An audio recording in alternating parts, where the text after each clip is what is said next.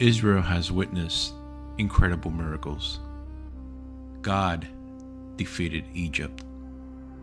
He parted the Red Sea. He provided bread from heaven. He revealed His holiness at Mount Sinai. And He invited His people into a covenant relationship. But before Moses even comes down from the mountain, everything begins to fall apart. Exodus chapters 32 through 40 reveal one of the greatest failures in Israel's history. Yet they also reveal one of the greatest demonstrations of God's mercy.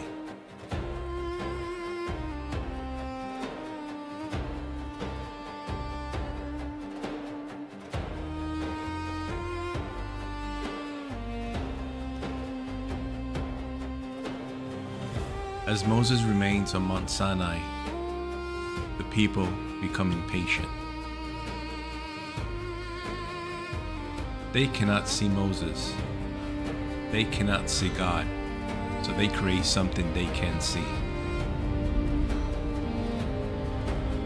They gather their gold. Aaron fashions a calf.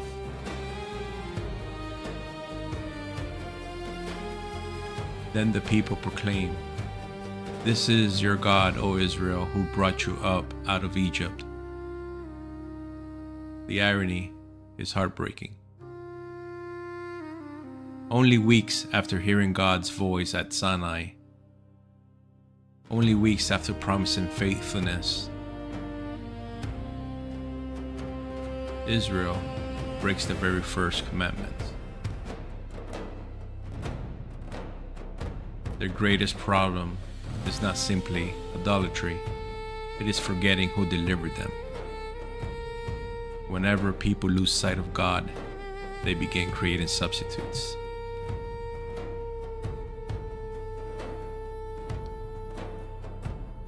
God tells Moses what has happened. His righteous anger burns against Israel's rebellion. But Moses does something remarkable. He stands between God and the people.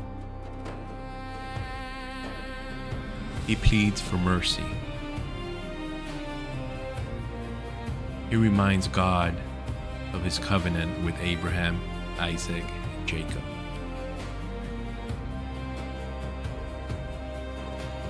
Moses is acting as a mediator. Not because Israel deserves mercy, but because God's promises are greater than Israel's failures. The consequences of sin remain real, but God's covenant is not abandoned.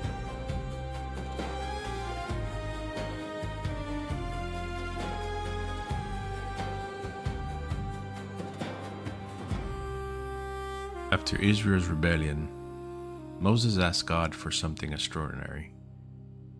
"Show me your glory." God responds by revealing far more than His power. He reveals His heart. The Lord passed by before him and proclaimed, the Lord, a God merciful and gracious, slow to anger, abounding in steadfast love and faithfulness, keeping steadfast love for thousands, forgiving iniquity, transgression, and sin, yet by no means clearing the guilty. These words become one of the most quoted descriptions of God throughout the entire Bible. This is the heart of Exodus. God is perfectly holy, but He is also perfectly merciful. Grace does not ignore sin. Grace provides a way forward after sin.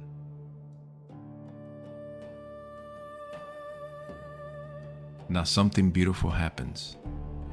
The people who once gave their gold to make an idol, they are now willing to give their resources to build God's dwelling place.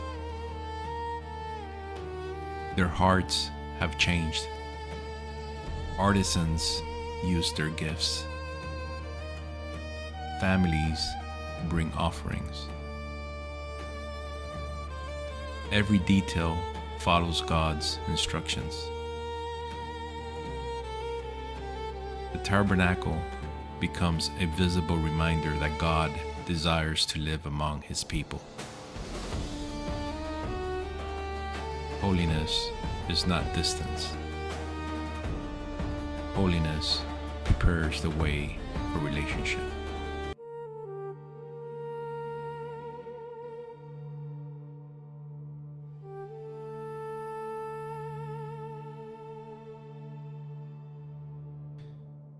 When the tabernacle is complete, Moses finishes the work.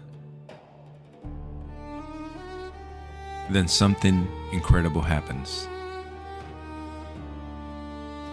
The cloud covers the tent of meeting. The glory of the Lord fills the tabernacle. God's presence now dwells in the middle of Israel's camp.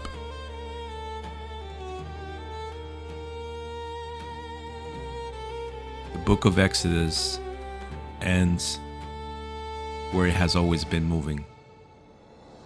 Not simply toward freedom, not simply toward law, but toward God's presence. The God who rescued His people now lives among them.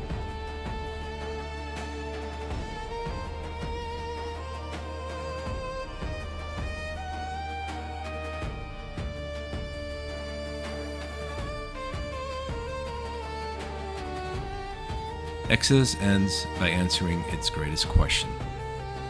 Can a holy God live with sinful people? The answer is yes.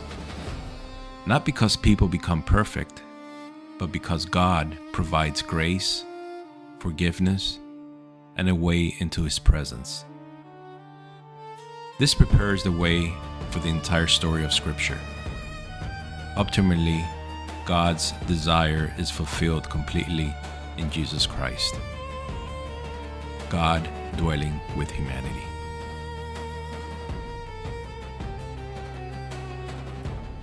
Exodus begins with slaves crying out of Egypt. It ends with God's glory filling the tabernacle. From slavery to covenant to worship to God's presence. The journey of Exodus is the story of redemption, and it reminds us that God's greatest desire has always been to dwell with His people. If this teaching helped you understand Scripture more clearly, subscribe to Godly Insights for more Bible-centered teaching. And remember, the God whose glory filled the tabernacle still desires to dwell with His people today. God bless.